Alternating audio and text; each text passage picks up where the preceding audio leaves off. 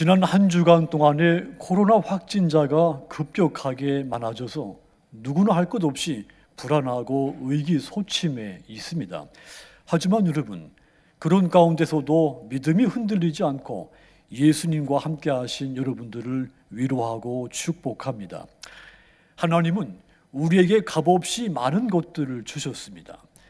우리가 무의식적으로 들이마시고 있는 이 공기, 평균 1분에서 1분 30초 마시지 못하면 생명이 위태로워집니다. 햇빛도 마찬가지죠. 일정 기간 햇빛을 쬐지 못하면 내 생명에 지장이 큽니다. 이 코로나 시대를 사는 우리는 그 어느 때보다도 맑은 공기와 햇빛이 얼마나 내 삶에 소중한 것인가를 아주 절실하게 깨닫고 있습니다. 그런데 하나님은 이 귀한 것들을 값없이 주셨습니다. 예수님의 사랑도 값없이 주셨습니다. 이것은 전적인 하나님의 큰 은혜입니다. 기독교 신앙은 은혜의 신앙이라고 말씀을 드렸습니다.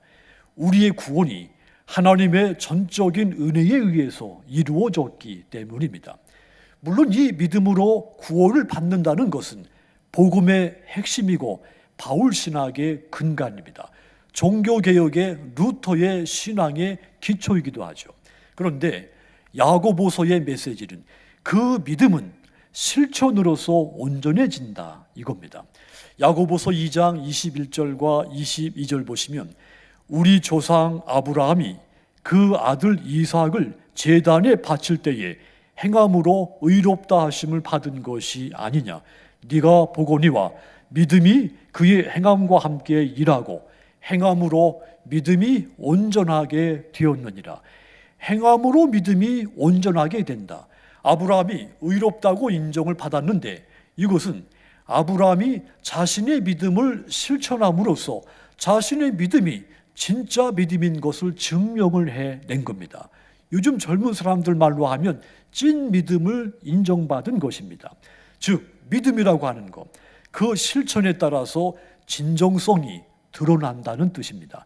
믿음이 좋으냐 나쁘냐, 잘 믿느냐 잘 믿지 못하느냐, 올바로 믿느냐 올바로 믿지 못하느냐, 이 진위가 행위를 통해 드러난다는 뜻입니다.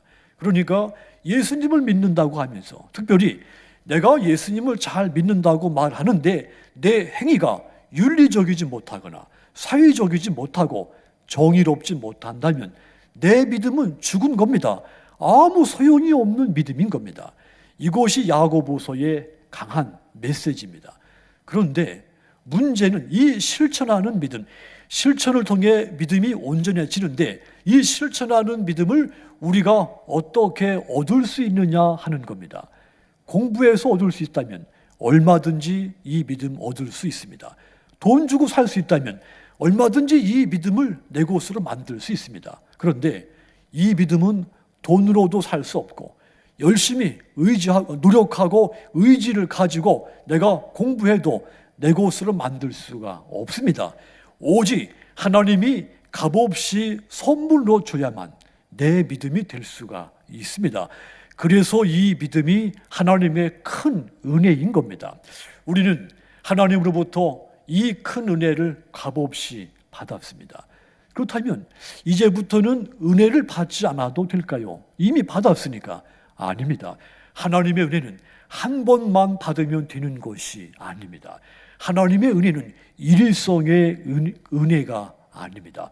지속적으로 받아야 되는 은혜인 줄 믿으시기 바랍니다. 그래서 이 믿음을 받기 위해서 날마다 간구하고 간구해야 합니다. 힘쓰고 애써야 되는 겁니다. 시편 107편 9절 보시면 저가 사모하는 영혼을 만족을 주시며, 하나님은 사모하는 사람에게 만족하도록 은혜를 주신다 그랬습니다. 우리 영혼이 만족을 얻는 은혜, 이 은혜야말로 참으로 큰 은혜인 겁니다. 이 은혜를 받으면 비천했던 사람이 존귀한 사람으로 바뀝니다. 원망, 불평만 가득했던 사람이 이 은혜를 받으면 순간 기쁨과 감사하는 사람으로 바뀝니다. 이 은혜를 받으면 연약하고 힘이 없던 사람도 강하고 담대한 사람으로 바뀌게 되는 겁니다. 그러면 어떻게 해야 이 은혜를 받는다고 했습니까? 사모하라고 했습니다. 시인이 깨달은 것도 그겁니다. 사모하는 사람에게 하나님은 은혜를 부어주신다는 이야기입니다. 그래서 이 같은 은혜를 얻기 위해서는 은혜를 사모해야 합니다. 그래서 더욱더 하나님의 은혜를 사모하시기를 주님의 이름으로 부탁을 드립니다. 그래서 여러분들에게 은혜 받지 못하게 하는 방해 요소가 있거나 그 은혜를 차단시키는 요소가 있다면 과감하게 아주 단호하게 제거하시기를 바랍니다. 그렇다면 여러분, 우리가 어떻게 해야 하나님의 이 크신 은혜를 중단 없이 지속적으로 내가 천국 가는 그 순간까지 이 은혜를 지속적으로 받을 수가 있겠습니까? 가장 먼저는 손을 깨끗이 하라 했습니다. 8절 보시면 손을 깨끗이 하라. 손을 깨끗이 하라 이 말에는 두 가지 의미가 담겨 있습니다. 내 몸 밖의 행위들을 깨끗이 하라. 그리고 내 몸 안의 생각과 행위를 깨끗이 하라는 뜻입니다. 먼저 내 몸 밖의 행위들을 깨끗이 하라고 했는데 무엇을 뜻합니까? 우리 몸에 붙어있는 모든 지체들이 다 중요하죠. 그리고 그 지체들이 하는 일들이 많습니다. 그런데 특별히 손이 하는 일 중에 중요한 일이 아주 많습니다. 손은 도구를 제작합니다. 악기를 연주하죠. 물건을 운반합니다. 입으로 말을 할 수 없을 때 손이 대신 말을 해주기도 하죠. 손이 하는 일은 그 밖에도 아주 많습니다. 열왕기하서 11장 12절 보시면 환영하고 기뻐할 때 손뼉을 치며 만세를 불렀다 그랬습니다. 또 열왕기하서 10장 15절도 보시면 서로 의견이 일치할 때 손을 잡았다 그랬습니다. 창세기 47장 29절 보시면 환도뼈 아래 손을 집어넣고 맹세를 했다 그랬습니다. 손님을 환영하고 의견에 동의하고 약속을 하고 손을 상징적으로 사용했다는 이야기죠. 손이 그 사람의 의사를 나타내는 겁니다. 손으로 싫다거나 거부하는 의사 표시하기도 하죠. 손으로 때리기도 합니다. 또 손으로 남의 물건을 훔쳐가기도 하죠. 그런가 하면 손으로 안아주기도 하고 감싸주기도 하고 손으로 쓰다듬어 주기도 합니다. 마태복음 27장 보시면 빌라도 총독이 여론의 군중들의 큰 소리에 떠밀려서 예수님에게 사형 선고 내리는 장면이 있습니다. 빌라도가 예수님에게 어떤 죄가 있는지 아무리 조사를 해도 사형시킬 만한 죄목을 찾지를 못했습니다. 누가복음 23장 4절 보시면 빌라도가 대제사장들과 무리에게 이르되 내가 보니 이 사람에게 따라하시다 죄가 없도다. 하지만 이 빌라도는 무리들이 예수를 십자가에 못 박으라 이렇게 큰 소리를 외치자 이 큰 소리에 떠밀려서 사형 선고를 내리고 맙니다.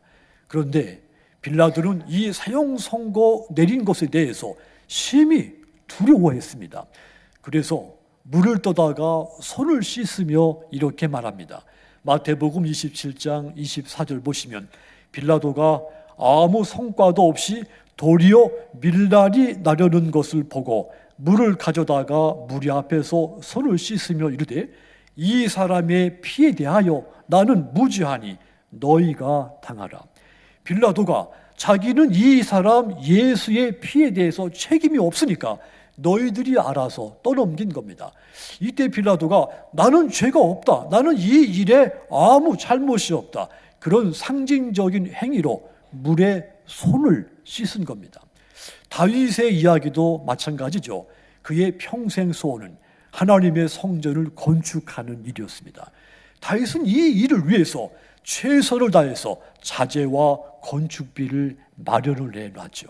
하지만 나단 선지자가 다윗에게 불행한 소식을 전합니다. 역대상 22장 8절 보시면 여호와의 말씀이 내게 임하여 이르되 너는 피를 심히 많이 흘렸고 크게 전쟁하였느니라. 네가 내 앞에서 땅에 피를 많이 흘렸은즉 내 이름을 위하여 성전을 건축하지 못하리라. 성전을 건축하고 싶은 것은 성직자의, 목사의 마음, 이 마음 가운데 아주 큰 마음이죠. 제가 처음 목회를 경상남도 합천의 용주면이라고 하는 작은 면에 목회를 시작했는데 농촌교회였죠. 근데 제가 부임해서 갔을 때 교회 건물이 너무도 허술했어요. 또 사택은 또 아주 교회에 비하면 너무도 좋았습니다. 저는 늘 마음에 그런 갈등이 있었습니다.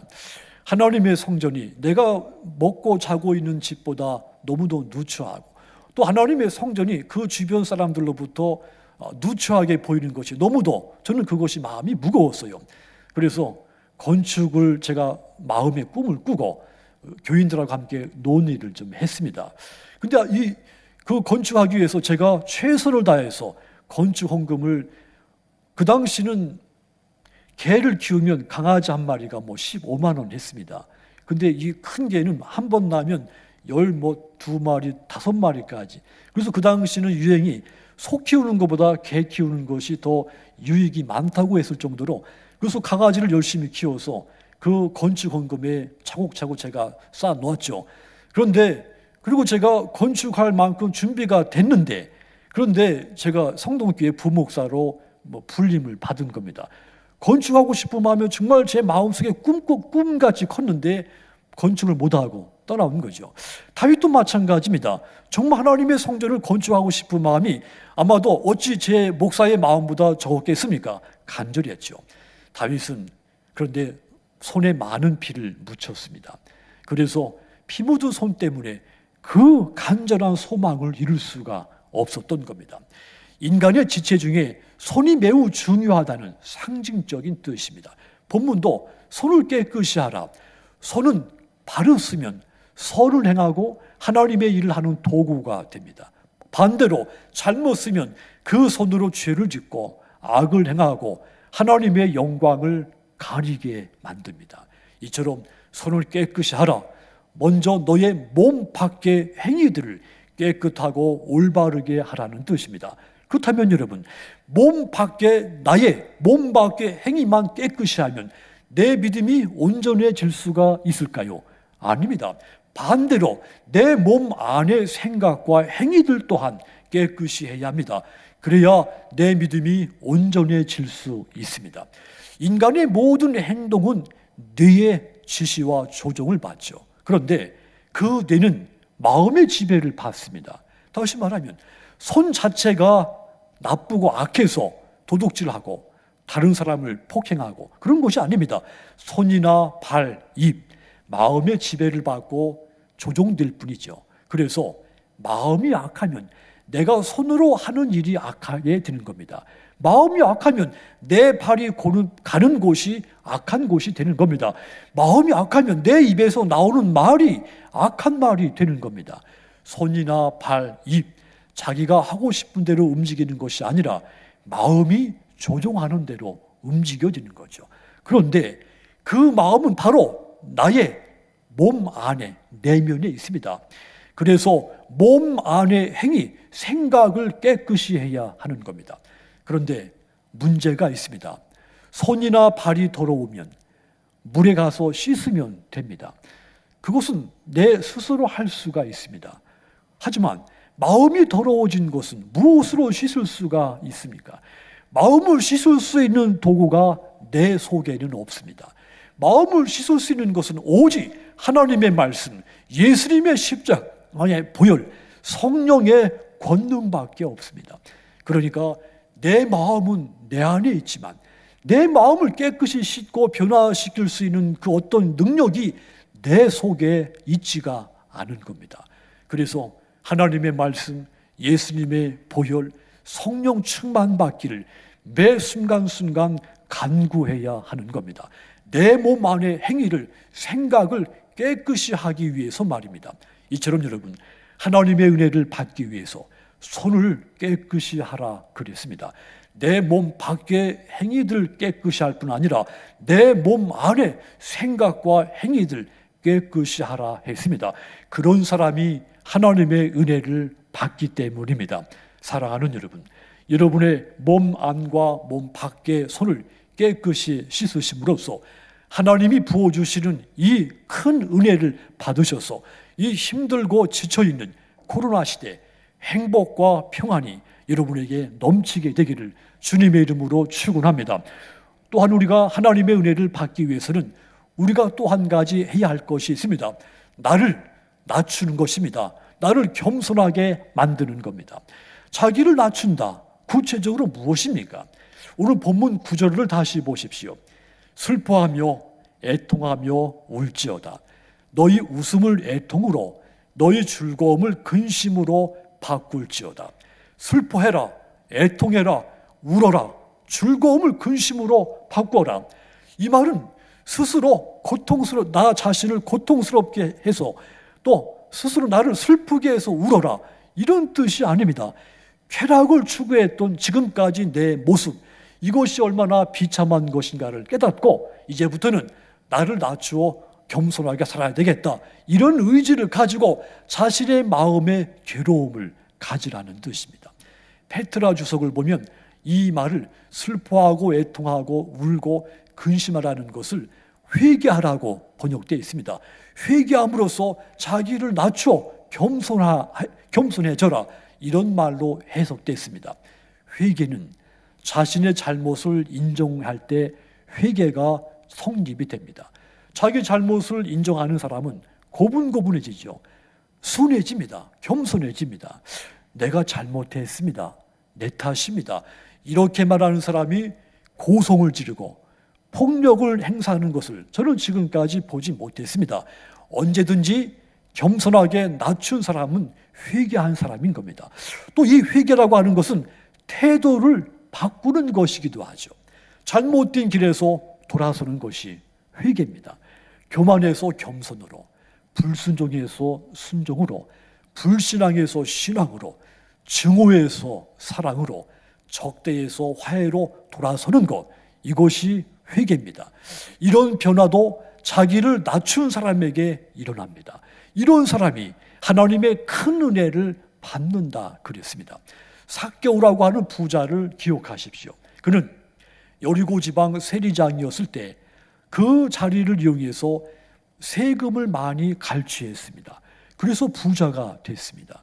하지만 늘 사람들로부터 인정받지 못하는 부자였죠. 늘 외롭고 고독하고 소외된 부자였습니다. 부자는 됐지만 만족이 없고 행복하지를 못한 겁니다. 마음이 가난한 부자가 된 겁니다. 그런 그가 어느 날 예수님을 만납니다. 그가 예수님께 고백하죠. 제사를 팔아서 가난한 사람에게 나눠주겠고 도둑질한 거, 갈취한 돈 4배로 갚겠습니다. 회개를 한 겁니다. 자기를 낮춘 겁니다. 태도를 바꾸고 주님께로 돌아선 겁니다. 그리고 나서 그가 얻은 것이 무엇입니까? 구원의 은혜를 받았습니다. 오늘 이 집에 구원이 이르렀느니라. 예수님의 말씀이 그 증거입니다. 하나님의 은혜가 회개하고 낮추고 태도를 바꾸고 돌아선 그에게 하나님의 은혜가 임한 겁니다. 탕자였던 둘째 아들 이야기도 마찬가지죠. 그는 자기 몫의 유산을 미리 거머쥐고 외국으로 나갔습니다. 환락의 도시를 찾아가서 주지 육림에 빠져 허송생활, 가장 중요했을 그 시간을 가장 허비하고 만 겁니다. 하지만 가지고 간 돈 쉽게 바닥이 났죠. 결국에 돼지가 먹는 곳이라도 먹어야 살 수 있는 신세가 돼버렸습니다. 한순간에 부잣집 아들이 굶주리는 신세가 됐고, 비단 입을 덮고자 하던 이 아들이 낙엽이나 덮고 땅바닥에서 새우잠을 자는 신세가 된 겁니다. 누구라도 죄를 짓고 하나님의 품을 멀리 떠나면 이 둘째 아들처럼 신분도 처한 환경도 음식도 거처도 변한다는 사실입니다. 그런데 여러분, 그 다음이 중요합니다. 그가 태도를 바꾸고 아버지께로 다시 돌아섰습니다. 매마저 죽을 각오를 하고 아버지를 찾아 집으로 돌아왔죠. 회개를 한 겁니다. 자기를 낮춘 겁니다. 그러자 그가 무엇을 얻게 됩니까? 아버지는 그에게 제일 좋은 옷을 입히고 손에 가락지를 끼우고 발에 신을 신기라 했습니다. 그가 처한 환경이 회복된 겁니다. 살찐 송아지를 잡아서 먹고 즐기자 음식도 회복이 됐습니다. 내 아들은 죽었다가 다시 살아났으며 잃었다가 다시 얻었노라. 신분도 회복됐습니다. 저희가 즐거워하더라. 삶의 질도, 빼앗겼던 그 질도 회복됐습니다. 탕자였던 그가 회개하고 태도를 바꾸고 돌아서니까 아버지가 그에게 은혜를 베푼 겁니다. 하나님이 그에게 은혜를 베푼 겁니다. 이처럼 자기를 낮추면 그 순간 하나님의 은혜가 우리 가운데 임한다는 사실을 믿으시기 바랍니다. 주 앞에서 낮추라. 그리하면 주께서 너희를 높이시리라. 낮아진 우리가 높아지는 것, 하나님의 은혜 중에 큰 은혜입니다. 사랑하는 여러분, 이 코로나 시대에 나를 낮추고 낮춰서, 그래서 반대로 하나님이 나를 높여주시고 존귀하게 하시는 이 큰 은혜를 받으시기를 주님의 이름으로 축원합니다. 또한 하나님의 그 은혜를 받기 위해서는 서로 존중해야 합니다. 저는 여러분들을 저를 존중하고 여러분들은 다른 사람을 존중해 줄 때 하나님의 은혜가 여러분 가운데 임하는 줄 믿으시기 바랍니다. 11절 다시 보시면, 형제들아 서로 비방하지 말라. 형제를 비방하는 자나 형제를 판단하는 자는 곧 율법을 비방하고 율법을 판단하는 것이라. 네가 만일 율법을 판단하면 율법의 준행자가 아니요 재판관이로다. 서로 피차에 비방하지 말라는 말입니다. 서로 비방하는 것은 율법을 비방하는 것이 되고, 이건 곧 하나님의 말씀을 비방하는 것과 똑같다는 이야기입니다.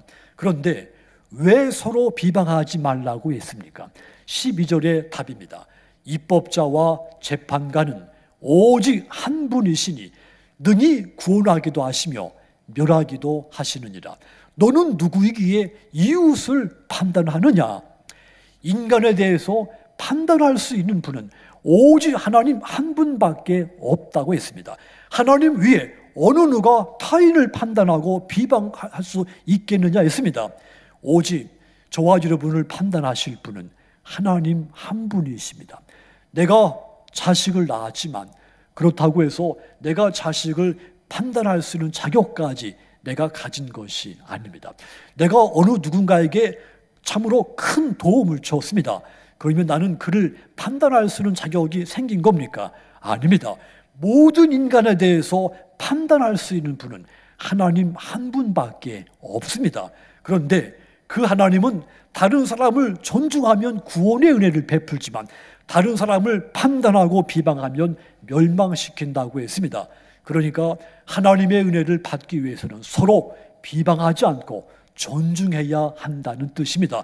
누구든지 이 큰 하나님의 은혜 받으려면 서로 존중하시기를 주님의 이름으로 부탁을 드립니다. 로마서 15장 2절 보시면, 우리 각 사람이 이웃을 기쁘게 하되 서로를 이루고 덕을 세우도록 할지니라. 이 말씀을 공동번역 성경에 보면 이렇게 되어 있습니다. 우리는 저마다 이웃의 뜻을 존중하고 그의 이익을 도모하여 믿음을 복돋아 주어야 한다. 자, 타인의 삶과 의견과 타인의 모든 그 뜻을 비방하지 말고 존중해 줘라 그랬습니다. 그러므로 사랑하는 여러분, 가정으로 돌아가시면 남편과 아내와 자녀들을 존중하십시오. 그리하여 여러분 가정에 하나님의 은혜가 가득 넘치게 되기를 축복합니다. 뿐만 아니라 여러분들의 이웃 사람들을 만나시거든 존중하십시오. 교회 안에 오시면 교회 안에 다른 성도들 또한 존중하시기를 바랍니다. 그리하여 여러분들 때문에 지역과 교회 안에 하나님의 은혜가 넘치게 되기를 주님의 이름으로 축원합니다. 사랑하는 성도 여러분, 이 코로나 시대에서 내가 신앙생활을 잘 할 수 있기 위해서는 가장 필요한 것이 하나님의 은혜입니다. 이 은혜, 나는 은혜가 없어도 충분히 잘할 수 있다. 믿음을 지킬 수 있다. 이것은 가짜입니다. 은혜가 아니면 우리가 할 수 있는 것이, 지킬 수 있는 것이 아무것도 없습니다. 은혜가 모든 것을 넘어설 수 있게 해주기 때문입니다. 고난도, 불편도, 큰 시험도, 감당할 수 없을 것 같은 시험도 은혜가 있으면 충분히 넘어설 수가 있습니다. 그래서 이 시기에 더 필요한 것이 하나님의 은혜입니다. 이 큰 은혜 받으시기 위해서 몸 안과 밖의 손을 깨끗이 씻으시고 자신을 낮추어 더 겸손해지시고 다른 사람을 더 높이 존중하시기를 주님의 이름으로 부탁을 드립니다. 그리하여 하나님이 부어주시는 큰 은혜를 받아서 이 코로나 힘든 시대 속에서도 기쁨과 감사와 평안이 여러분 가정과 여러분 마음속에 충만하게 넘치기를 주님의 이름으로 축원합니다. 기도하겠습니다.